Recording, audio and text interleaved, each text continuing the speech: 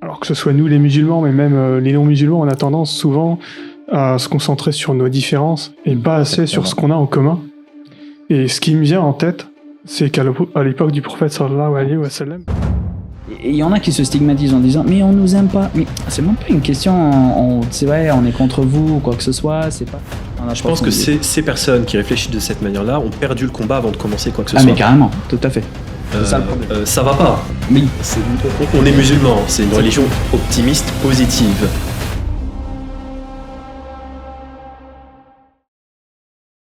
Salam alaikum. Wa alaykum salam. Yad, Lokman, Jawed, vous allez bien?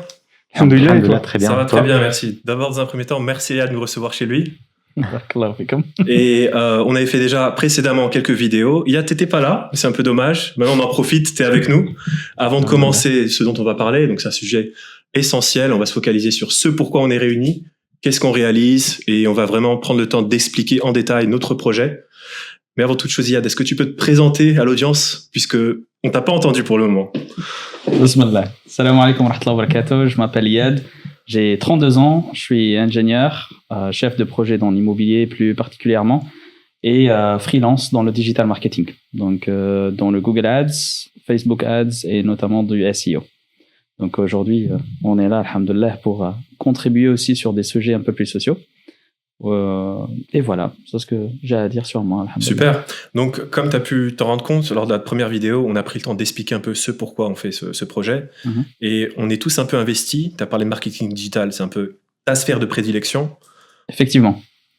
Donc, toutes les vidéos que vous allez potentiellement voir, pas le montage, parce que le chef du montage, c'est notre cher Lokman, mais moi, je serai là notamment pour tout ce qui est social media. Donc, du coup, en fait, notre visibilité en ligne, pour que, Inch'Allah, notre audience puisse avoir en fait la meilleure des qualités, la meilleure de la visibilité de ce que nous sommes en train de faire et nous aider aussi en fait à contribuer à aller de l'avant, bi'idhnallah. Super, tant qu'on est là, on va se focaliser sur les rôles. Gestion digitale, sphère digitale, réseaux sociaux, édition de projet, édition de vidéo. Tout à fait. Et toi, Jawed? Alors mon rôle, moi, c'est d'aller chercher les guests qui vont apporter de la valeur à notre communauté. Voilà, d'essayer de les convaincre, bien sûr, de nous rejoindre et aussi aider aussi l'équipe dans divers rôles, notamment Yad sur la partie digital marketing aussi. Super. Mais justement, comment tu t'y prends pour trouver des guests et pour les convaincre? Parce que ça ne doit pas être évident. Oui, effectivement. En fait, moi, ce que je fais généralement, c'est de prospecter les gens sur LinkedIn. Voilà, c'est un réseau professionnel. Et j'utilise aussi, par exemple, d'autres plateformes. Par exemple, il y a aussi des plateformes comme la nôtre où ils ont reçu déjà des guests. J'essaie de voir les personnes qui passent et aussi de les lister. Et après, j'essaie de les approcher. Voilà. Super. Alors du coup, pour en venir au sujet, c'est pourquoi ce podcast, pourquoi on s'investit. Et peut-être que je peux vous laisser la parole à chacun, m'en dire un petit peu plus, on rebondira, on échangera, je partagerai mon point de vue aussi. Et le but, c'est surtout que les gens qui nous regardent puissent comprendre ce qu'on fait, pourquoi on le fait, et ce qui nous pousse à prendre, à consacrer une partie de notre temps précieux, peut-être à sacrifier une partie de notre vie sociale ou certains de nos intérêts, sur ce qui nous apparaît comme étant peut-être plus prioritaire, plus impactant vis-à-vis de la communauté musulmane. On commence peut-être par Lokman. Ça a déjà été fait la dernière fois.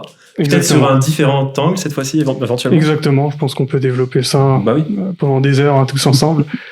Et on en a d'ailleurs déjà discuté tous ensemble. Ce qu'on aimerait, c'est pouvoir apporter vraiment de la valeur ajoutée à l'audience, puisque dans le monde francophone, on est en général assez perdu, on n'a pas beaucoup de figures d'inspiration. Nos représentants ne nous correspondent pas forcément, on a parfois du mal à s'identifier à eux. Exactement.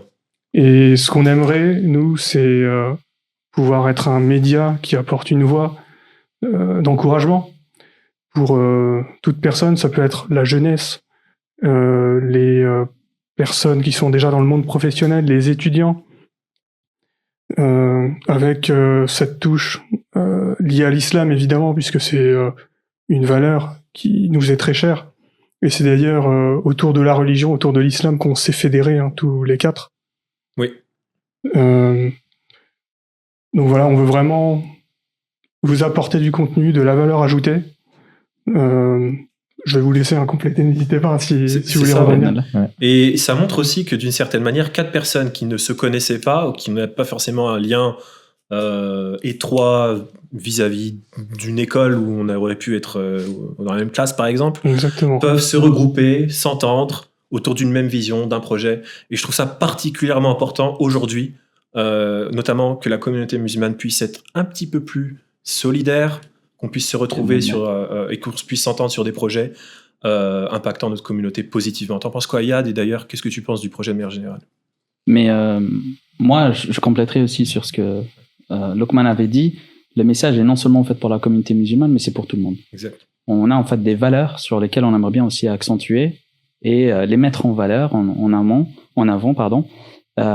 pour tout le monde. Donc du coup, en fait, ce sont nos valeurs de vivre, comment nous sommes.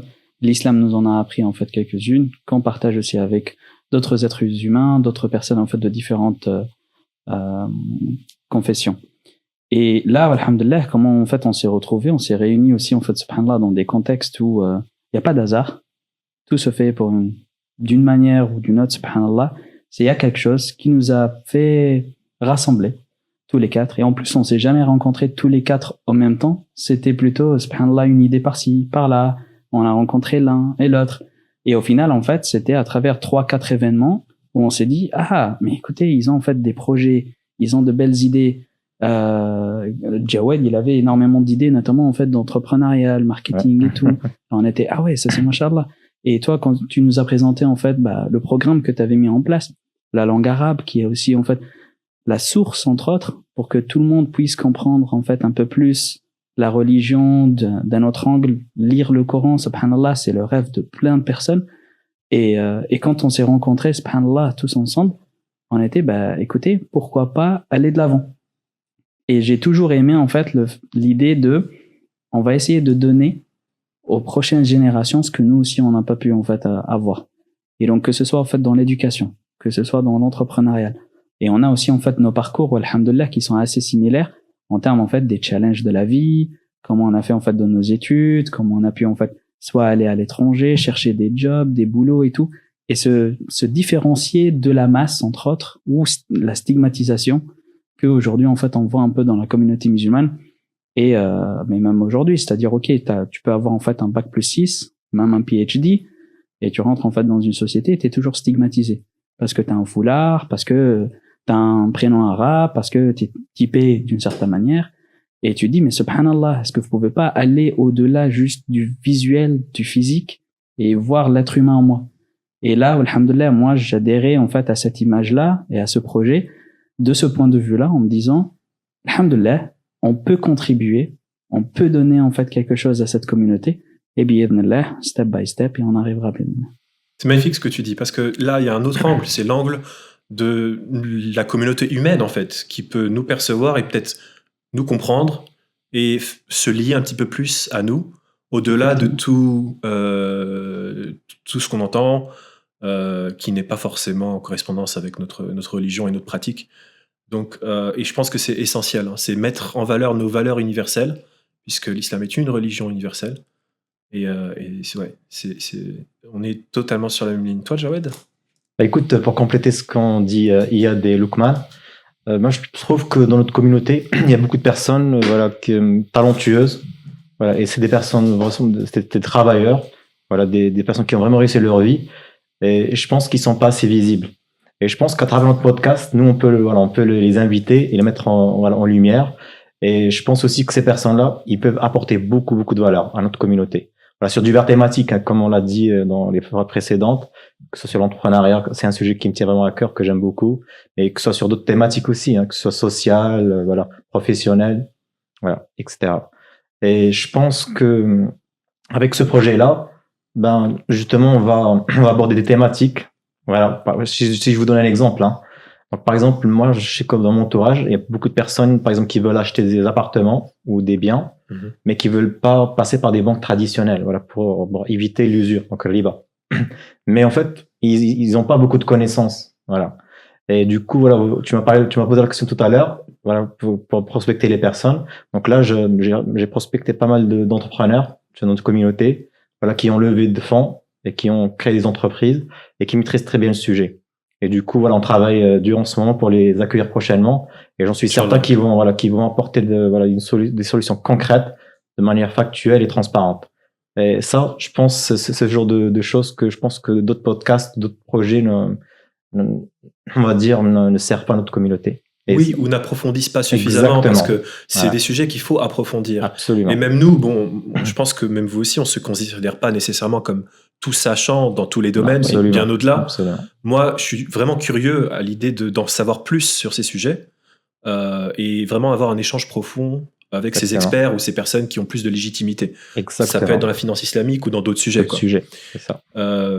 Donc, plus le volet entrepreneurial côté Jawed, peut-être futur CEO. C'est ça, Inch'Allah.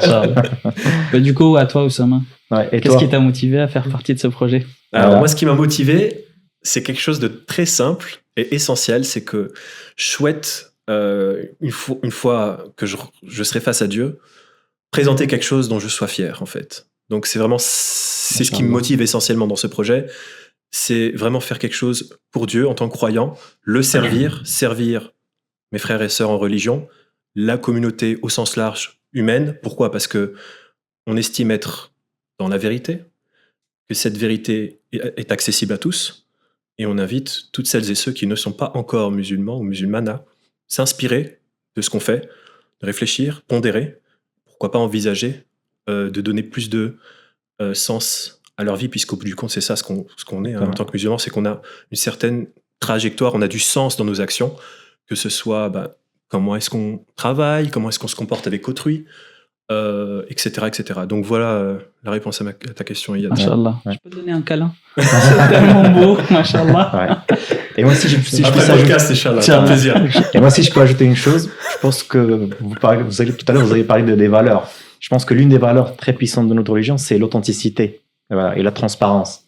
Et je pense que vous l'avez remarqué dans les pays où on vit, dans les pays occidentaux, c'est une valeur qui n'est pas très, qui ressort pas tout le temps, parce qu'il y a des enjeux économiques, voilà. Et je trouve que notre religion, elle nous épargne, voilà. Et en fait, nous aussi, on faut qu'on véhicule ce message-là. Et en fait, c'est un message aussi de courage. Exactement. Voilà, par exemple, comme moi, par exemple, j'achète pas un appartement par un crédit, ça c'est courageux, voilà. Et je sais que par exemple, au lieu de payer des mensualités, je peux avoir un prêt. Voilà, par exemple, sur 20 ans, 25 ans, et acheter un bien. Et après, voilà, une fois que j'aurai fini mon prêt, donc j'ai mon bien, je peux après le revendre. Donc, en termes de capital, je vais m'enrichir. Mais en faisant ça, je vais provoquer en même temps la colère de Dieu. Parce que finalement, c'est ce que je vise. Voilà, comme tu as dit tout à l'heure, toi, tu vas avoir une copie propre, tu veux servir la communauté. Voilà. Et du coup, moi aussi, en fait, j'ai ce message-là, j'ai cette mission-là. Voilà. Super. Car nous facilite. Oui, le courage, c'est important. Et je pense que, en matière de biens immobiliers, c'est un choix au bout du compte. Est-ce que c'est courageux ou pas ? Je suis pas sûr, parce qu'en fait, tu peux ne pas choisir tout simplement. Et de pas acquérir un bien, beaucoup le choisissent de pas aller de l'avant. Ce qui m'apparaît comme courageux aujourd'hui, c'est une parole de vérité surtout, tu vois. Et parce que tu te mets en risque socialement, économiquement, et simplement dire la vérité, étayer les faits, soit musulman ou non d'ailleurs, présenter les choses telles quelles, pas avec un regard biaisé, ça en soi c'est dangereux, je pense, aujourd'hui. Et d'ailleurs, il faut aussi, on en parlait aussi, qu'on s'y prenne assez intelligemment sur notre projet, de ce point de vue-là, puisqu'on souhaite le pérenniser. Donc faire preuve de courage, 100%, mais en même temps y aller graduellement et approfondir les sujets de manière chronologique ou structurée, quoi. Qu'est-ce que vous en pensez ? Exactement. Je suis d'accord. Enfin, il faut qu'on ait un discours qui soit audible par tout type d'interlocuteur. Déjà parmi les musulmans, c'est ce qu'on dit là actuellement, mais également pour les non-musulmans ou les personnes qui se cherchent, puisque ça c'est aussi une thématique qu'on va aborder, l'entrée en islam de personnes qui n'étaient pas musulmanes précédemment. Ouais. J'en profite, excuse-moi, pour saluer Nicolas et Daoud, mes précédents invités convertis, qui m'ont fait l'honneur de m'accorder une partie de leur temps et de partager leur expérience, leur point de vue, comment est-ce qu'ils sont convertis, comment est-ce qu'ils ont connu l'islam lors des précédents podcasts. Donc, un salut à vous, merci encore et peut-être à bientôt, Inch'Allah. Excuse-moi, Jurman. Non, c'est une très très belle parenthèse. Merci, barakallahu fikoum. pour vos témoignages qui sont très précieux, puisqu'il y a encore beaucoup de personnes qui sont curieuses, certaines qui sont dans la voie de l'islam, mais d'autres qui n'ont jamais vraiment entendu parler de la religion, de notre religion, ou alors qui n'ont eu que le reflet qui a été donné par les médias, qui n'est pas toujours dépeint de la meilleure des manières. C'est le moins qu'on puisse dire. Exactement, c'est le moins qu'on puisse dire. Donc on aimerait aussi pouvoir être cette porte d'entrée, cette main tendue pour toutes ces personnes-là qui se posent des questions, qui sont curieux et curieuses. Et également pour les musulmans qui peuvent avoir besoin de cette petite assistance, puisqu'ils sont dans le doute ou dans la recherche de perfectionnement. Ouais. On est tous dans la recherche de perfectionnement, hein, qu'on soit clair là-dessus, parce que c'est un cheminement de toute une vie. Mais on a besoin de se sentir entouré. Je pense à mon cas, par exemple, lorsque j'étais étudiant, donc loin de ma famille, loin de mes proches, pas forcément dans un environnement musulman, dans les résidences étudiantes, et j'avais ce besoin d'avoir une attache avec la religion. Et c'est vrai que on ne trouve pas toujours en fait cette main tendue.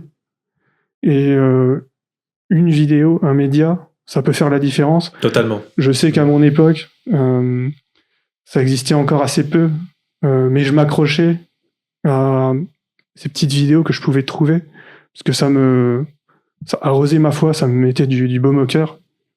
Et attention, il va te demander un autre câlin, Yad. Ah oui. Je m'y prépare.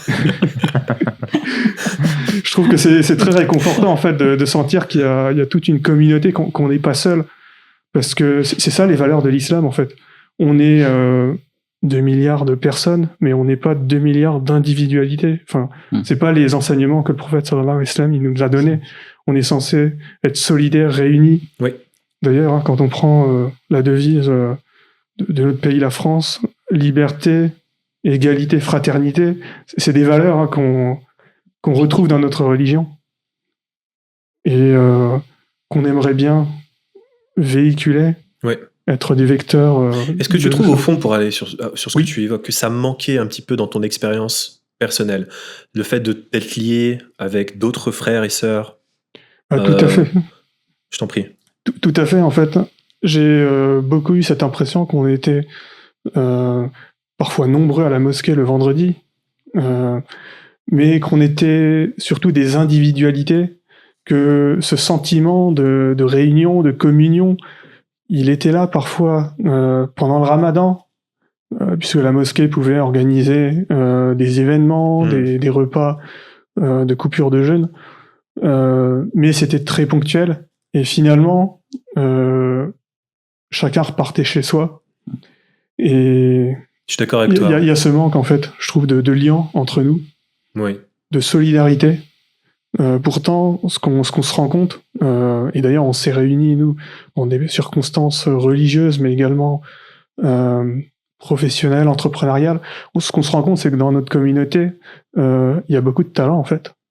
Il y a énormément de personnes qui ont fait de longues études, ou pas forcément de longues études, mais qui ont des métiers dont ils ont le droit d'être fiers. Et donc ces personnes-là ont peut-être des choses à transmettre à la jeune génération qui peut se sentir perdue. Je considère que c'est notre cas, tu vois, un petit peu d'une certaine manière.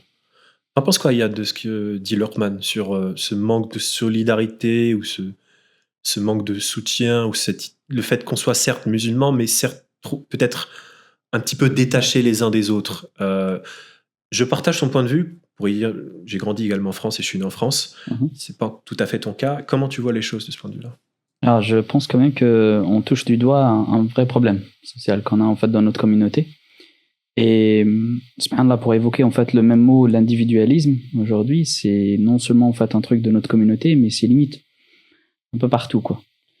Et on les voit au fait dans d'autres communautés. Mais dans la nôtre, elle est un peu plus flagrante, parce que c'est vrai en fait que les gens vont venir avec le sourire et tout pour te dire ouais, mon cher frère, ma chère sœur, mais qu'au final tu t'attends derrière ce cher frère, chère sœur, les valeurs dans lesquelles en fait on va s'entraider, se souder, mais à la première tempête t'as plus personne autour de toi. Et là, tu te dis, ah oui, ok, d'accord, c'est quand même particulier. Moi, mon vécu... Tu parles de ton expérience personnelle, hein? Ouais. Mais mon vécu aussi, en fait, alhamdoulilah, alors comme tu l'avais un peu évoqué, moi, c'est vrai que j'ai grandi plus à l'étranger qu'en France. Et je suis venu, en fait, lors de mes études supérieures. Et ce qui m'a vraiment fait un peu retenir à ma religion, c'était cette communauté, alhamdoulilah. C'était 2-3 frères avec lesquels on était en prépa. On n'était que 3 musulmans, on va dire, dans la classe. Mais alhamdoulilah, on tenait. Donc du coup, moi, quand je voulais aller faire la prière, bah, je le faisais en fait autour des autres personnes. Donc du coup, dans notre dortoir.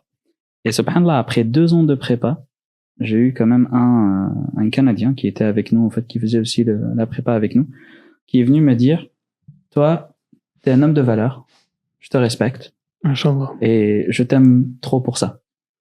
Parce que l'image que j'avais toujours en fait en tête était totalement l'inverse. On nous méprisait, on nous aimait pas, je sais pas quoi. Après, tu les voyais sur certaines personnes, sur leur visage, sur la façon d'approcher ou quoi que ce soit les choses. Mais subhanallah, juste ce mot-là, en fait, il m'a quand même un peu réconforté en me disant, c'est vrai, je suis pas en train de faire en fait un truc mauvais. J'ai pas honte de ma religion. Donc, je l'assume, c'est qui je suis. Tu parles d'un Canadien non musulman? Un non musulman, exactement, c'est ça. Ok, ça a été une forme de réalisation pour toi. C'est ça. Et pour revenir en fait sur le point notamment de la communauté, malheureusement, comment on est un peu trop divisé d'une certaine manière, non seulement en fait on a, comme on entend en fait dans les médias qui nous stigmatisent, mais on a même les petites blagues en fait entre nous, c'est-à-dire c'est quoi ce travail d'arabe, par exemple, mais un travail d'arabe. Ouais. Mais l'expression quand elle est sortie, c'était Charlemagne qui le disait parce qu'il a reçu en fait d'un des califes une montre qui n'existe pas en fait à l'époque. Et donc du coup, subhanallah, la façon dont c'était sorti, c'est que la montre elle s'est arrêtée de travailler. Il a demandé à tous les scientifiques autour de lui, les physiciens et tout ça, réparez-la. Il y avait personne qui pouvait la réparer. Elle a dit, ça c'est un travail d'arabe. C'était un truc, subhanallah, quand j'ai appris l'histoire, j'étais, mais c'est une fierté, au contraire. Mais aujourd'hui, on le tue comment? Non, franchement. Moi, je l'apprends là. Ouais. Comme quoi. Elle est magnifique. Et là, aujourd'hui, quand tu vois, même moi, dans mon boulot, subhanallah, on me dit, c'est travail d'arabe. Tu l'as entendu au travail, ça? En fait, mais tu l'entends aujourd'hui dans la communauté, c'est-à-dire, c'est une connotation négative. Oui, c'est une connotation très négative même. C'est-à-dire, c'est quoi cette espèce de travail d'arabe contre? Tu dis, mais c'est quoi ce truc-là? L'origine de l'expression, c'était très positif, subhanallah. Mais au fur et à mesure, non seulement on l'a détourné, on va dire peut-être d'une force extérieure vers la communauté pour nous attaquer ou quoi que ce soit, mais aussi de l'intérieur, on commence à l'admettre. C'est limite, on se le dit entre nous, subhanallah. À téléphone arabe, ça, j'aime pas comme expression. Mais, aujourd'hui, c'est les Arabes eux-mêmes qui te disent, c'est le téléphone arabe. C'est monsieur qui te dit tel, qui te dit tel, qui te dit tel, qu'au final, on n'a plus en fait le même message qu'au début. Et donc, c'est des petits trucs comme ça, subhanallah, que même nous, indirectement, on se sent faible. Et qu'au final, en fait, on se dit, pourquoi on va en fait se fighter pour quelque chose en fait qui n'a pas droit d'y être, parce que tout le monde autour de moi a déjà baissé les bras. Et à part peu de personnes, alhamdoulilah, qui sont encore actives dans la communauté et qui essayent d'aller de l'avant, que ce soit dans l'éducation, que ce soit en fait dans le social, les activités, s'entraider. Mais c'est vrai que la majorité des cas, Rabbi Yahdina à tous, en fait, c'est vrai qu'on a ce manque-là. Et d'où cette division, malheureusement. Mais ça vient d'où, au fond? Parce qu'on essayons d'approfondir les choses. C'est dû à un manque de confiance en soi, à un manque de compréhension de notre religion. Parce que je pense qu'il y a plein de choses positives. Là, on parle de points d'amélioration et c'est super important de faire un zoom sur ce qu'on peut améliorer, bien sûr. On ne s'auto-flagelle pas en ce moment même, mais on essaie d'approfondir nos réflexions. Je crois qu'il y a ce qui me paraît évident, si on essaie de remonter aux causes premières, c'est le fait qu'on n'est pas nécessairement vraiment dans la pratique de notre foi et qu'on n'a pas une compréhension profonde. Moi, c'est ce que je retrouve le plus souvent là-dessus.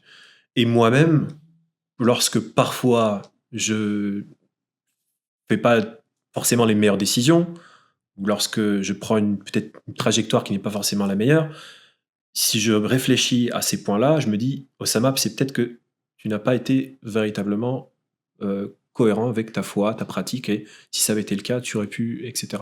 T'en penses quoi? Moi, c'est ce qui me vient à l'esprit. Si on essaie de remonter aux causes, est-ce qu'on peut améliorer? Mais ça en fait partie. Ça en fait partie. Est-ce qu'il y a autre chose selon toi? Il y a... Alors, on va pas non plus remonter en fait à toute l'histoire ou quoi que ce soit, mais c'est vrai qu'il y a eu par exemple en fait un mouvement social de plein de personnes, notamment en fait de nos arrière-grands-pères qui sont venus ici pour travailler, leur façon de faire. Aujourd'hui, par exemple, en fait, tu as quelques exemples qui ça datait en fait, subhanallah, parce que quand j'étais un peu plus jeune, j'ai entendu ça pour la première fois de ma vie, j'étais un peu surpris. T'avais une femme qui est sortie à la télé en fait qui disait ah non mais Mohamed, mon voisin, c'est un très bon musulman. Il boit de l'alcool et il mange du porc. Et pour elle, ça c'est un vrai musulman. C'est une musulmane. Ouais. Exactement. C'est-à-dire, il y a aussi les codes sociaux qu'aujourd'hui, en fait, que certaines personnes, comme tu l'avais un peu évoqué, le tout premier mot, c'est potentiellement, on n'a peut-être pas trop confiance en nous-mêmes. Et que pour faire partie d'une communauté autour de nous, comme on n'est pas assez visible potentiellement, ou même on n'a pas beaucoup d'influence dans notre communauté, on a tendance en fait à vouloir faire partie du groupe. Et ça, c'est une nature humaine. Et donc compromettre peut-être nos valeurs, nos convictions. Voilà. Exactement. Et je suis d'accord avec toi, on le retrouve ça. Moi, je le retrouve quand je côtoie un musulman qui me dit qu'il est musulman, mais qui boit de l'alcool ou qui compromet certaines pratiques simplement pour se fondre dans la masse. C'est triste au fond, quoi. Et ça dénote, à mon avis, d'un manque de confiance en soi, je crois, et surtout d'une méconnaissance un peu de la religion. Et je pense qu'on sous-estime aussi notre force, en fait, et notre référence. Parce qu'on est censé être l'exemple, en fait, pour l'humanité, de par notre modèle, de par notre religion. C'est nous, normalement le meilleur exemple. On est censé l'être, n'est-ce pas ? Et je pense qu'on sous-estime un peu tout ça, en fait. On se rend pas compte à quel point, si vraiment on porte ces valeurs, l'impact que ça peut avoir, quelles que soient les perceptions, quels que soient les avis, etc. Et ça, moi, j'en suis convaincu, parce que quand je regarde le monde actuel, je vois plein de choses qui vont pas. Tu as parlé de finances islamiques, les États, la plupart des États du monde sont endettés jusqu'au cou. Oui, à cause de l'usure. À cause de l'usure, en partie. Les relations hommes-femmes, on peut pas dire que ce soit parfait, de manière générale. Je pense qu'en moyenne, un occidental a 8-9 relations dans sa vie. Ça, c'est ce qu'on constate. C'est triste au fond, quoi. Ascenseur émotionnel, pas de stabilité. Donc, il y a plein de sujets. Là, j'en ai évoqué 2, il y en a plein d'autres. Il y en a d'autres, Et je pense que nous, en tant que musulmans, on doit aussi savoir qu'on a une roadmap, en fait.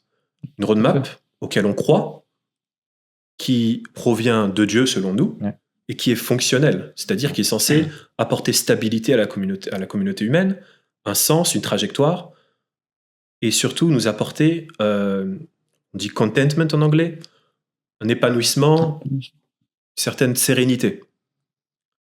Et ça, c'est ce qu'on vit quand on prie aussi. Je suis un peu loin, mais ça me paraît super important. Mais c'est super chose. Et pour rebondir sur ce que tu dis, Osama, et sur ce qu'on dit il y a des Jawad, c'est que en fait, on a un devoir d'exemplarité, nous, en tant que musulmans, sur ce qu'on fait. Alors déjà, sur notre pratique, on est censé d'être droit. On a un modèle, c'est notre prophète sallallahu alayhi wa sallam.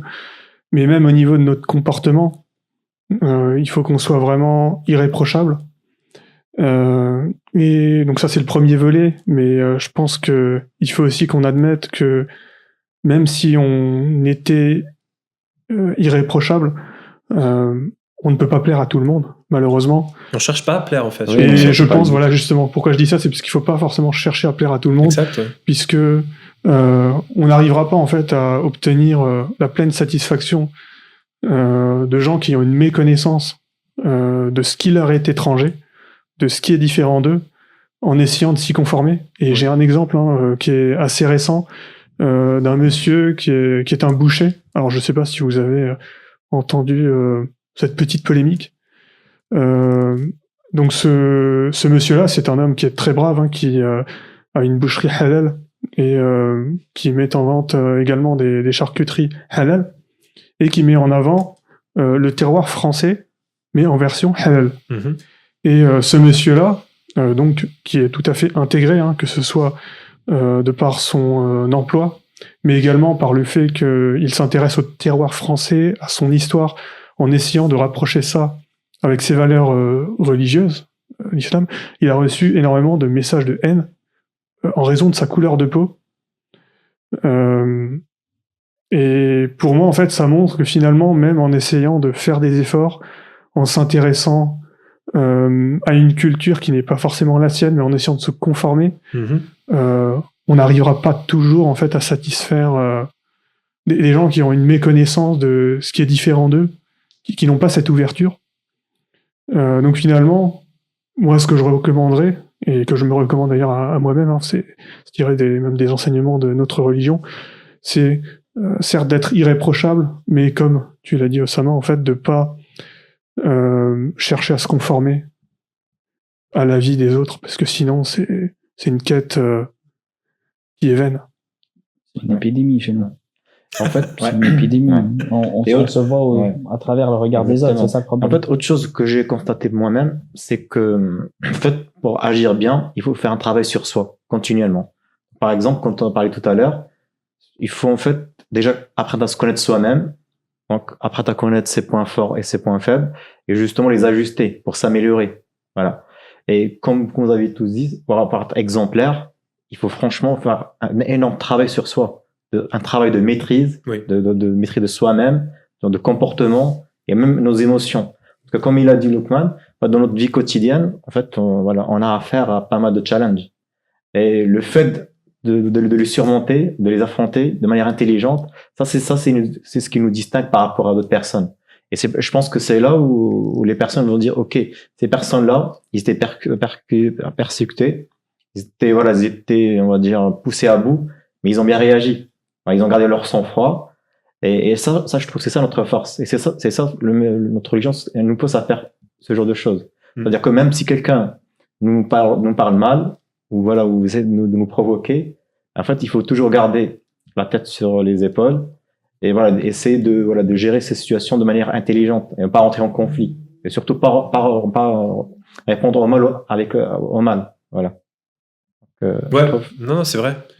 Et pour ajouter sur ce que tu viens de dire, Jawed, là, on parle de développement personnel, etc. Exactement. Mais un volet qui me paraît central, c'est que des musulmans, il y en a dans quasiment tous les pays du monde aujourd'hui. Ouais. Je crois qu'il y a 23% de musulmans au monde. On représente quand même une grande proportion de la communauté mondiale. Ce qui m'apparaît être assez... quand je regarde les médias qui s'en prennent à l'islam, etc., c'est pas une stratégie intelligente, en fait. Bien sûr. D'un point de vue rayonnement national, diplomatie, quand on veut faire du business avec des pays au Moyen-Orient ou en Asie du Sud-Est, mais qu'on critique l'islam dans son pays, je suis pas sûr que ce soit la stratégie la plus intelligente. Mais bref, je digresse, je mets ça de côté, c'est peut-être un autre sujet. Pour revenir sur ce que tu disais, il y a des musulmans un peu partout. Nous, on est en France. Ce qui m'apparaît super important, c'est qu'on connaisse un tant soit peu la France aussi, qu'on maîtrise un tant soit peu la langue française, parce qu'on a vocation, ou beaucoup ont vocation, à faire leur vie en France. Ça me paraît être quand même essentiel, parce que on interagit avec des personnes qui ne sont pas nécessairement juste musulmanes, ou qui ne sont pas nécessairement de la même origine que nous. Exactement. Et le moyen d'interaction, c'est la langue. Et la langue, c'est le français. Exactement. Et une fois que tu maîtrises ce moyen-là, et que tu maîtrises les outils logiques, ou des outils que tu as pu maîtriser, ça peut être ton expertise dans le monde professionnel, etc., tu as du pouvoir d'une certaine manière. Et tu as les moyens de conserver ton sang-froid aussi. Absolument. Parce que tu sais faire le pour et le contre, d'une certaine manière. Tu vois. Moi, je trouve que ça manque aussi un petit peu. Tu vois, je suis d'accord avec toi. Je crois qu'il faut aussi qu'on excelle, qu'on aille bien au-delà de là où on est, qu'on ne se limite pas simplement à une certaine pratique. Mais je crois qu'il faut véritablement qu'on prenne confiance en soi et qu'on aille aussi loin que possible. Exactement. Et je pense qu'en tant qu'homme en particulier, c'est particulièrement important de par notre rôle en islam, où on est censé être responsable et faire preuve d'être les exemples dans notre foyer et être les leaders au sens où on apporte sécurité et soutien à notre famille. Quoi. Par exemple, pour donner ça me paraît indispensable. Pour donner un exemple, imaginons qu'on est dans un débat. Alors, au lieu de s'énerver, par exemple, si quelqu'un nous pousse ou nous attaque sur notre religion, notre pratique et tout, moi, je pense que la meilleure des choses à faire, c'est d'argumenter avec des exemples, avec des faits. Et ça, je pense, c'est plus puissant que juste de s'énerver ou de crier ou de montrer son mécontentement. Voilà. Et c'est ça dont je parlais. Ce self-control, je pense qu'il nous manque un petit peu. Mais comme je l'ai dit, pour l'acquérir, voilà, il faut travailler sur soi-même, il faut approfondir ses connaissances, et il faut pas être susceptible. Voilà. Parce qu'il y a toujours des gens, comme tu l'as très bien mentionné, ils ont pas la même culture que nous, pas la même philosophie de vie, pas la même manière de vivre. Ouais. Mais on vit avec eux. On vit en communauté. Du coup, il faut cette intelligence émotionnelle. Voilà. Et je pense j'espère que prochainement, on va accueillir des gens qui sont spécialisés là-dessus.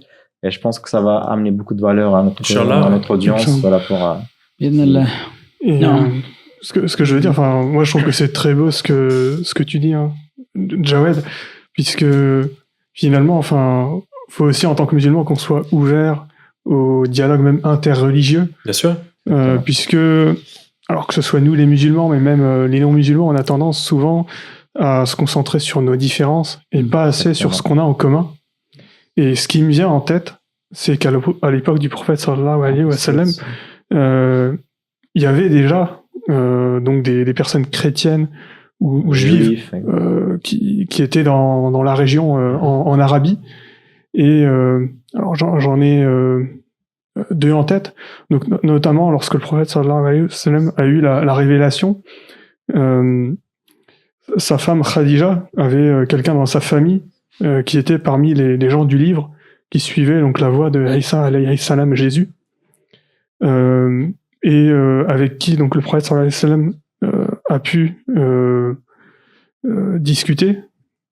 Et donc cette personne-là, Warakat ibn Nawfal, a reconnu la prophétie chez le prophète sallallahu alayhi wa sallam, puisque c'était déjà une personne qui était proche du livre. En fait, il a mis en commun ce qu'il y avait entre la révélation de Isa, Jésus, et la nouvelle révélation que le prophète sallallahu alayhi wa sallam venait d'obtenir. Le deuxième exemple que j'ai, c'est lorsque les musulmans sont partis se réfugier en Éthiopie, en Abyssinie, chez un roi chrétien qui les a accueillis et qui les a protégés face aux persécutions des Quraysh, puisque il a vu les lignes communes en fait entre l'islam et le christianisme que lui suivait, et c'est pourquoi il a vu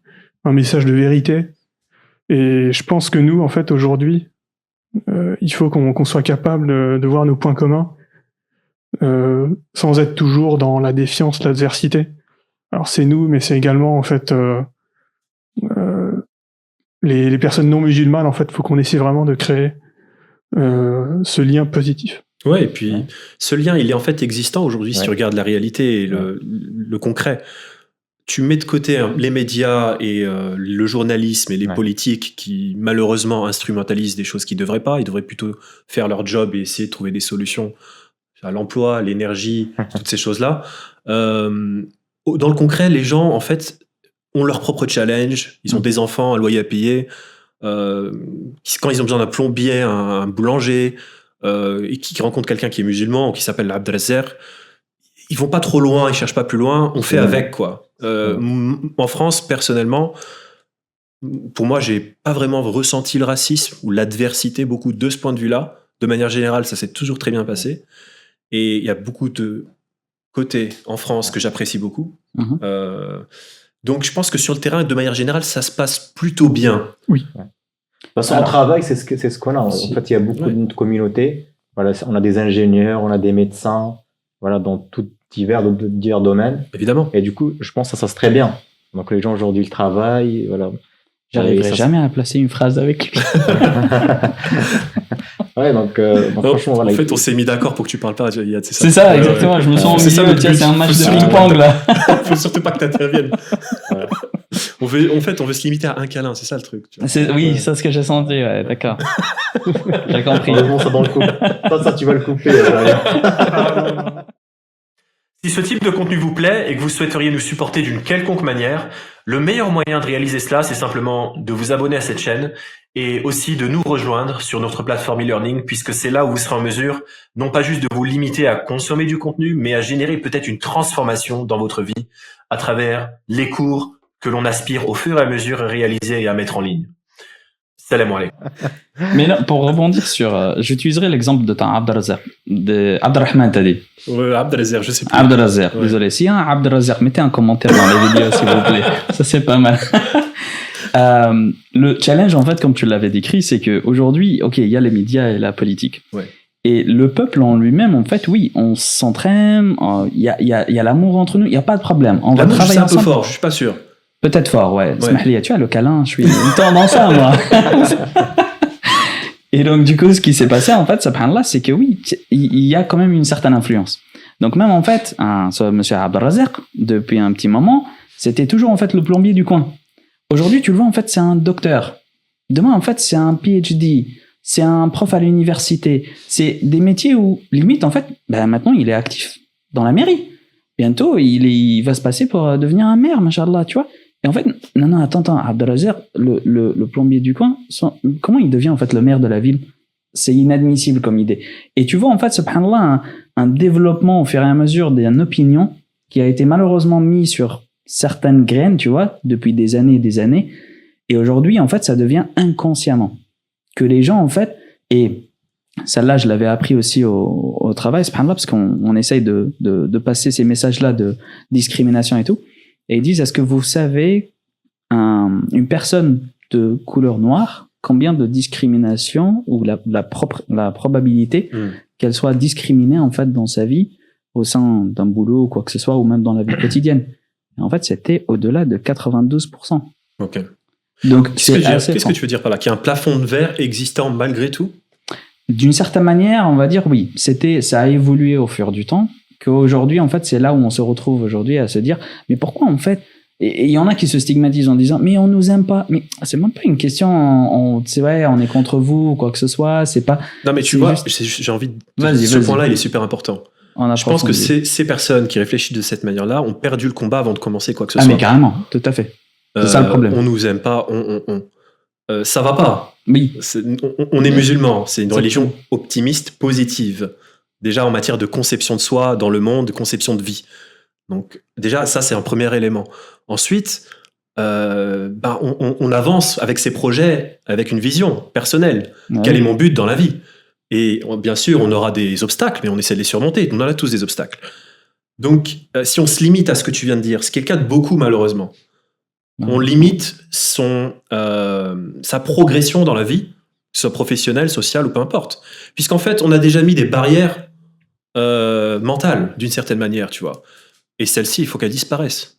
Tout à fait. Il faut qu'elle disparaisse. Mais c'est un travail sur le long terme. Ouais. C'est pas vraiment un truc au fur et à mesure. Mais c'est vrai qu'on met la lumière dessus. Une des phrases que j'aime bien, en fait, subhanallah, c'était de Ali ibn Abi Talib, radiyallahu anhu, à un moment donné, qui disait invitez les gens, en fait, à la religion à travers votre comportement. Et pas, en fait, à travers les pratiques et tout ça. Et les paroles. Et les paroles, exactement. Parce qu'aujourd'hui, ce qu'on voit en fait en plus, encore une fois, pour revenir à mon exemple, c'était c'est un bon musulman, mais de son point de vue, c'est juste à travers une certaine image, ça rentre dans un cadre. Mais l'islam en lui-même, aujourd'hui en fait, on nous le caricaturise un peu d'une certaine manière comme étant en fait, ah non, c'est mauvais, c'est contre la laïcité, contre en fait ce qu'on veut en fait ici en France. Mais au final, ça complète en fait le message. Et comme tu disais, et j'aime bien en fait ce que tu avais revenu dessus. La devise, moi à la limite, je me suis dit c'est peut-être un musulman qui l'avait fait en fait la devise. Et donc du coup, on se retrouve en fait dans un cadre où on se dit mais tout se complète. Et aujourd'hui, quand on se voit en tant que musulman dans une position un peu malheureusement tout le monde est contre moi, machin mieux. En fait non, au contraire, soyez vous-même, soyez fiers de qui vous êtes et passez le message à travers votre comportement. Parce que peu importe ce qui va se passer, s'ils ont rien contre vous, c'est le comportement qui passe. Et un être humain se souviendra toujours. En fait, on se souvient jamais de ce que les gens nous ont dit, mais on se souvient toujours comment ils nous ont fait ressentir. Et c'est toujours, ça passe à travers le comportement. Exact, ouais. Magnifique ce que tu dis. Ouais, je suis complètement aligné. Voilà, et juste pour compléter un petit peu, donc en fait aujourd'hui il y a les paroles. Donc ce qu'on dit, mais après, il y a ce qu'on fait. Et pour moi, il y a une différence. Parce que, voilà, les paroles, c'est-à-dire ce qu'on souhaite mettre en place, et après, il y a le passage à l'action. Et en fait, c'est ça les gens ce qu'ils vont garder au fond d'eux. Par exemple, dans un échange, je sais pas, par exemple, pour faire un business, par exemple, passer un entretien pour chercher un nouveau poste d'emploi. En fait, il y a ce qu'on dit dans l'entretien. Et après aussi, il y a, par exemple, les axes qu'on a fait dans notre carrière. Par exemple, voilà, les résultats qu'on a eus, je sais pas, les certifications, les formations qu'on a pu avoir. Et aussi, par exemple, les gens, ils vont vous demander des références pour voir quel était votre comportement réel. Est-ce que vous êtes capable de travailler avec l'entreprise, avec vos futurs collègues? Donc là, toujours, ce qui revient, c'est votre comportement et votre positionnement. Plus que la partie parole et théorique. Et je trouve je pense que chacun d'entre nous, on a toujours une progression là-dessus. Voilà. Ouais. Et tu sais quoi, plus j'avance dans la vie, même dans la vie professionnelle, plus je me rends compte que ce qui fait vraiment la différence et ce qui fait qu'on a du succès, c'est pas tant la maîtrise d'un sujet technique, c'est ça, c'est le savoir-être en fait. Exactement. C'est l'art de la gestion de l'autre ou de l'échange, des relations interpersonnelles. C'est un travail en continu. Et c'est extrêmement précieux, si bien que les plus rémunérés sont les managers, et les managers sont dans la gestion de l'humain et pas dans la gestion d'un produit ou de la technique. Donc, et nous, on se doit en fait, parce qu'on reviendra à Dieu, on sera jugé sur ce qu'on aura fait, on se doit de bien se comporter de manière générale, quelle que soit la situation, etc. C'est un devoir en fait, c'est un impératif. Faire le bien. Pour ceux qui se posent la question de ce que c'est que l'islam, et surtout, on essaie de se faire le bien en fait. Mais surtout aussi, c'est notre but, on veut aller au paradis, Inch'Allah. Voilà. Et surtout, je dirais, tu vas avoir de l'empathie et tu as de l'éthique. C'est très important. Ouais. Tu as de l'empathie, ça veut dire, j'aimerais pas faire aux autres ce que j'aimerais pas que les autres me font. C'est très important. Et aussi de se mettre à la place de l'autre. Par exemple, avant de dire une phrase, dire des propos, il faut se dire, est-ce que ce que je vais dire va blesser autrui? Très important. Et je trouve, honnêtement, de manière générale, je pense que les gens, ils sont assez maladroits. Et ils se blessent beaucoup constamment. Sur divers sujets, peut-être par maladresse. Et je trouve que... Quand tu dis les gens sont très maladroits, qu'est-ce que tu veux dire par là? Voilà, on va prendre un exemple. Par exemple, sur un débat, je sais pas, sur de la politique, voilà, ou sur d'autres sujets. Mais les gens, c'est qui? C'est les musulmans? C'est la France? Oui, de manière générale. Et plus notre communauté. Parle de moi, en fait. Il parle de toi, c'est Yad, Non, mais franchement, de manière générale. Et en fait, généralement, quand on fait des débats, on a des avis divergents. Voilà. Et en fait, j'ai remarqué qu'on ne sait pas échanger, on ne sait pas débattre. On est toujours sur l'agressivité. Voilà. Tu parles de la communauté musulmane? Voilà, communauté musulmane. Et du coup, c'est là où j'ai dit qu'il faut qu'on soit empathique. Voilà. Mais même si quelqu'un ne pense pas comme nous, c'est pas notre ennemi. Du coup, pourquoi se mettre sur la défensive? Pourquoi le charger et l'attaquer? Voilà. Donc moi, je trouve que c'est très important quand on fait des débats, on échange, on a des arguments, même si on n'arrive pas à se mettre d'accord, il faut toujours garder le respect. Voilà. Je parle de. C'est essentiel. Et d'ailleurs, c'est ce qui nous lie, le respect entre nous. Parce que tout à fait. Si on enlève le respect, on n'avancera pas entre nous. C'est pas possible. Voilà. Je pense que l'homme, il attend de cela de manière générale. C'est le respect au bout du compte. On est très sensible à ça. Voilà. C'est très important pour nous. Ouais. Et c'est essentiel dans les relations générales. Exactement. Ouais. Et ça manque. Je ne sais pas si vous êtes d'accord avec moi. Moi, je trouve que ça manque beaucoup en ce moment. Alors, donc, je ne sais pas si vous regardez un petit peu les débats télévisés, que ce soit politiques. Lesquels? Parce que toi, tu dis les gens, les. Ouais. Essaie d'être un petit peu plus précis, s'il te plaît. En fait, si on c'est dur de tout généraliser, tu vois. Oui, parce que je généralise, parce que pour moi, c'est l'être humain, de manière générale. Peut-être que notre époque, avec les réseaux sociaux, tout ce qui se passe, c'est qu'à chaque fois qu'on a un débat, même si on est divergent, on n'est pas d'accord, direct, on vient aux gros mots, aux insultes, et à blesser l'autre. Alors, je suis d'accord avec toi. C'est l'époque aussi. Voilà. Et je pense qu'il y a une crise aujourd'hui, de ce point de vue-là. C'est ça. C'est ce que je voulais en venir. Il y a vraiment une crise générale. Et quand tu parles de débat télévisé, ça fait longtemps que j'ai plus de télé, mais c'est une des raisons pour lesquelles je me suis débarrassé de ma télé. On va pas au fond des choses dans les sujets les plus importants, et on parle pas d'une manière, comme tu viens de l'évoquer, c'est-à-dire d'une manière assez sérieuse et mature, où on prend un sujet complexe, on le développe, on l'approfondit, on laisse l'autre parler. Ça, c'est essentiel pour avancer. C'est ça une discussion mature et intelligente. C'est ça. On se rend compte que c'est pas comme ça aujourd'hui. Oui, c'est ce que je dis. Quel que soit. J'ai pas de télé depuis un bon moment, mais je sais que ça va pas même trop changer. Tu peux le retrouver dans les réseaux sociaux, sur des reels sur Instagram, voilà, sur les d'autres plateformes YouTube, etc. Ben, je trouve que voilà, les gens, ben, ils sont plus sur l'agressivité, ils sont agressifs sur la défensive et ils n'ont pas d'arguments généralement.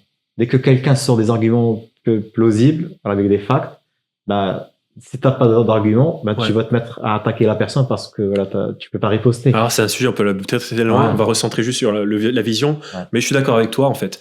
Maintenant, pour terminer sur ça, je pense que quand on se décide d'investir dans du matériel professionnel comme nous et de prendre un micro et de le mettre en face de nous, on prend le pouvoir d'une certaine manière et on peut dicter les choses à travers notre propre approche.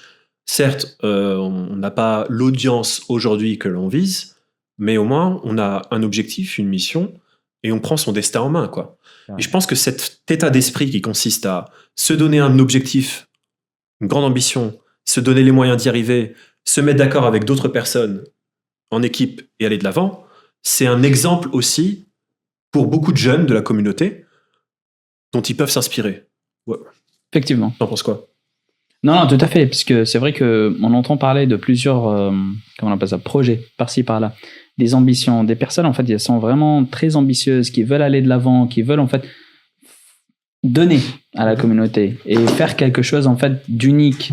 Et subhanallah, en fait, tu les entends parler, tu les vois en fait bouger par-ci par-là.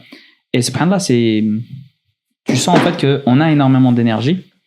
Et le problème, c'est que les gens en fait, il y en a malheureusement certains qui se permettent en plus en fait d'avoir un discours qu'ils n'ont pas assez de connaissances, ou qui se permettent de mettre en fait dans des positions où tu te dis mais attendez les gars, je sais pas si vous réalisez, mais il y en a des gens qui vous écoutent, ils vont vous prendre en fait pour des role models, tu vois, et donc du coup si vous en êtes pas capable, laissez la place à quelqu'un qui en est capable.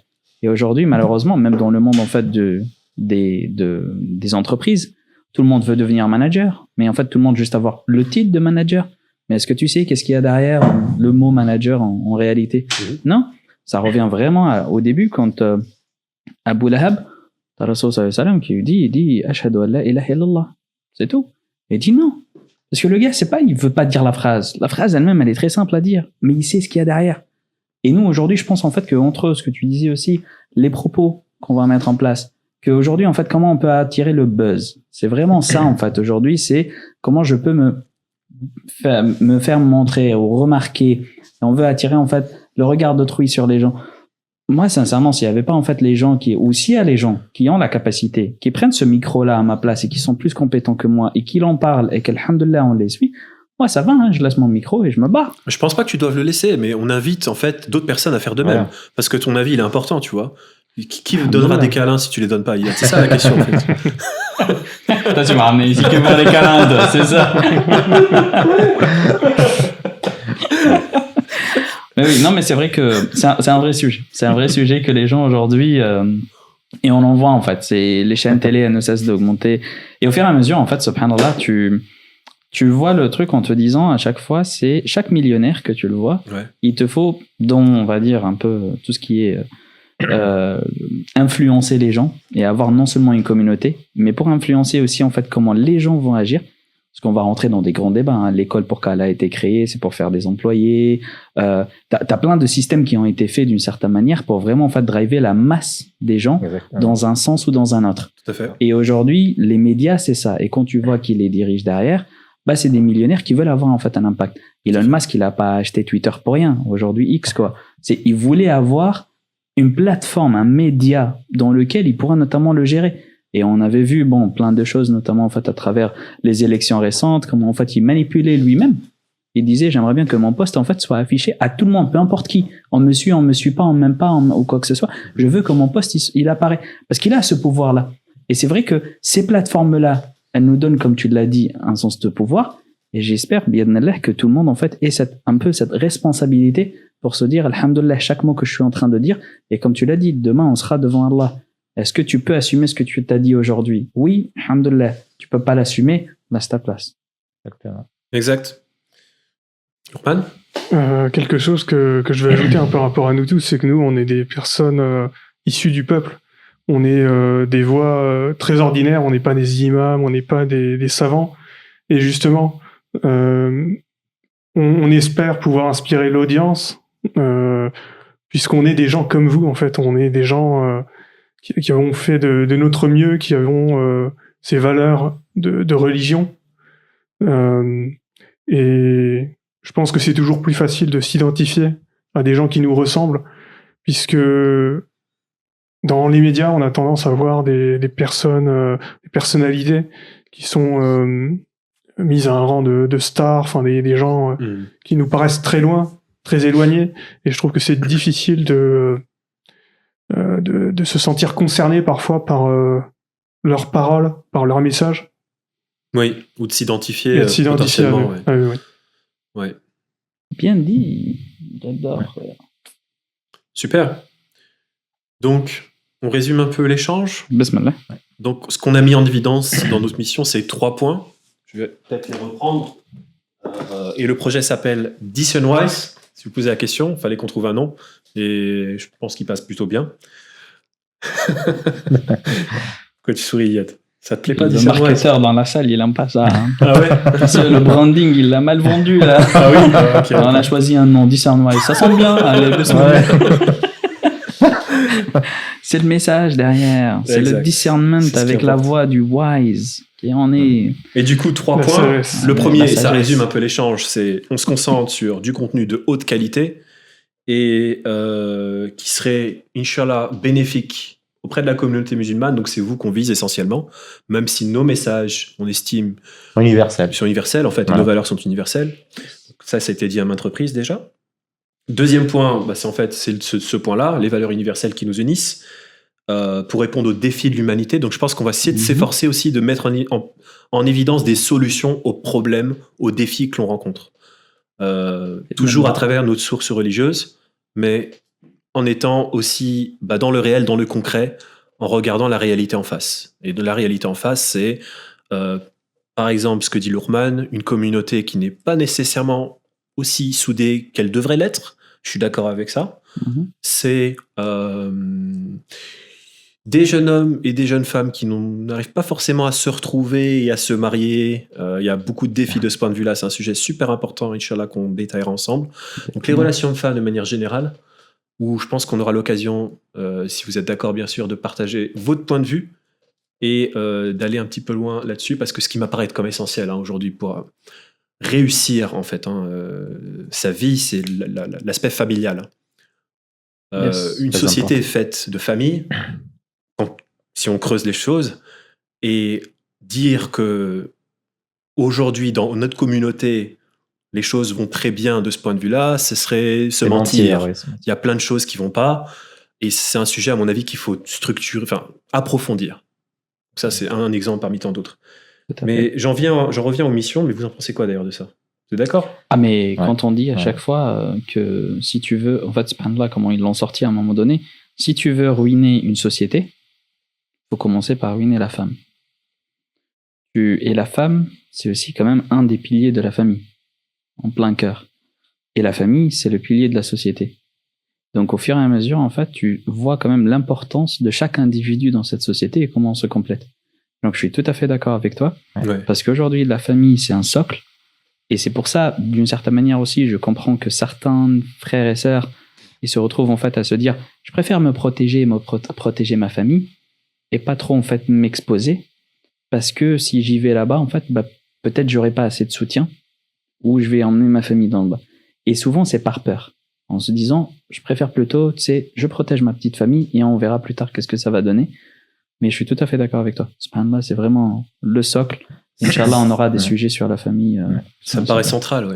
Ça me paraît central. C'est cette stabilité, en fait, qui pour nous, en tant qu'hommes, est super importante, puisque on a des challenges tout au long de notre vie, plein de défis, mais au bout du compte, qu'est-ce qui importe, quoi? Quelle est la référence ou la stabilité, l'apaisement dans notre vie, c'est quoi?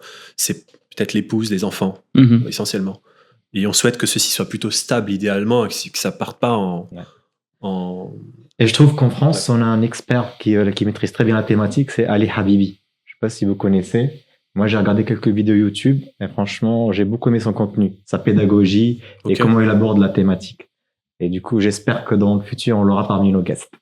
Allez, T'as déjà passé un message. Hein. Ouais. T'es le bienvenu. Il a déjà le nom de famille qu'il faut en plus. Ah Sans oui. mauvais jeu de mots. C'est ça. Et il va se dire, allez, je viens pas avec ce gars là, avec ses blagues. Oui. Désolé, Jawed, tu vas passer à l'invité suivant. Bon, allez, on revient au contenu de qualité et valeur universelle. Et le troisième, c'est super important, le lien avec Dieu. Donc, rappeler la nécessité de conserver un lien perpétuel avec Dieu pour réussir. Ça, c'est central, bien évidemment. Ça fonde notre vie. Je peux vous laisser peut-être en parler un peu. Lourman, Jawed? Oui, donc le lien avec Dieu, hein, c'est ce qui est vraiment de plus important pour nous, hein, c'est notre valeur principale. C'est ce que tu disais, hein, Osama, tout à l'heure, c'est que on a un rendez-vous qui nous attend, hein, le rendez-vous du jugement, des comptes qu'on devra rendre sur qu'est-ce qu'on a fait de notre vie, qu'est-ce qu'on a fait des compétences, des biens qu'on a eus. Est-ce qu'on en a profité de la bonne manière? Est-ce qu'on en a fait profiter les autres? Donc c'est un engagement très fort. Il faut qu'on soit digne, en fait, de cet engagement, qu'on soit à la hauteur de toutes ces valeurs. Et y compris nous, on est toujours dans ce cheminement, dans cette amélioration. Et donc c'est pour ça, hein, à travers les différents podcasts qu'on va aborder, hein, que ce soit entre nous, mais également avec les invités, on parlera de différents sujets. On a déjà parlé de la réussite. C'était un premier volet, mais je pense qu'il y a énormément à dire là-dessus. On essaiera d'approfondir tous ces volets-là, toutes ces valeurs, de façon à se rappeler ce qui est vraiment important pour nous. Ouais. Non, je dis Barakallahu fik, c'était magnifique. Tu peux rien dire après ça. Ouais. Si, bien sûr. si, tu peux. Ce troisième point, pour moi, il est super important. Parce que je pense que on passe à côté de l'essentiel dans notre manière générale. Et même quand on est musulman, on n'accorde peut-être pas suffisamment d'importance à cela. On est toujours encouragé à faire plus et on peut faire plus. Et quand on sait qu'on va mourir au bout du compte un jour ou l'autre, au bout du compte, ce qui importe, c'est ce lien avec Dieu. Et a-t-on vraiment suivi ses commandements ou pas, quoi. Et j'aimerais partager un peu mon point de vue perso là-dessus. Je trouve que conserver un lien avec Dieu, permet d'aller au-delà des obstacles, de trouver justement une certaine stabilité dans sa vie, quels que soient les défis que l'on peut avoir, parce que des défis, on peut en avoir beaucoup, et de pas trop se perdre, d'avoir toujours cette boussole tant que ce lien est présent. Et ce lien est absolument essentiel, je trouve, dans la vie d'un individu. En tout cas, moi, ça m'a beaucoup aidé, prier et conserver ce lien, demander à Dieu de m'aider dans ma vie. Rester dans la guidée. Comment ? Rester dans la guidée. Rester dans la guidée, oui. Voilà. Et ce sujet est assez intime, puisqu'on touche du doigt, finalement, la relation entre l'individu et Dieu, quoi, qui lui est propre. Donc, votre relation, vous, avec Dieu, est unique, d'une certaine manière. Il vous connaît mieux que n'importe qui. Carrément. Et vous avez, vous, une certaine relation à Dieu sur laquelle personne, peut-être, ne peut porter un regard ou un jugement ou n'a de connaissance, n'est-ce pas ? Il faut rappeler une chose, que en fait, Dieu, c'est la seule entité qui va vous écouter, voilà, vous soutenir, et ça de manière continuellement. Peut-être qu'un être humain, même si vous plaignez et tout, il va en avoir marre, on va s'en lasser. Alors que pour Dieu, ses portes sont toujours ouvertes. Même si on fait des péchés, même si on est un peu égaré, tu vois, la voie du retour est toujours possible. Et Dieu, il est miséricordieux. Voilà. Super, merci Jawed, Iyad, Lourman. Je pense qu'on a fait le tour. Là, c'est la vidéo centrale du projet, avec tout le monde, toute l'équipe. Merci à vous. J'espère que l'échange aura été intéressant pour vous. Au moins, vous en savez plus sur nous, notre personnalité aussi, à travers nos petits traits d'humour. Donc, sujet sérieux, mais toujours avec un peu de légèreté. On fait du mieux qu'on peut. Et puis, je vous retrouve, Inch'Allah, à la prochaine vidéo. Je ne sais pas ce sera laquelle, mais ce que je vous invite à faire, si cela vous intéresse et si vous voulez entrer en contact avec nous, c'est rejoindre la plateforme qu'on a lancée sur School, où on a des cours d'approfondissement, où on souhaite générer une transformation. Donc là, le podcast, c'est plus apporter un plus à l'audience, mais quand il est question d'une transformation importante, il y a des cours et un accompagnement requis. Donc, on souhaite aller jusque-là sur notre projet. Et je vous invite à suivre, à vous reporter à la description pour rejoindre notre plateforme et entrer en contact avec nous, vous présenter et pourquoi pas accéder aussi aux cours gratuits à disposition et qui, j'espère, vous seront bénéfiques. Assalamu alaikum wa rahmatullahi wa barakatuh. Salam. Salam wa rahmatullahi wa barakatuh.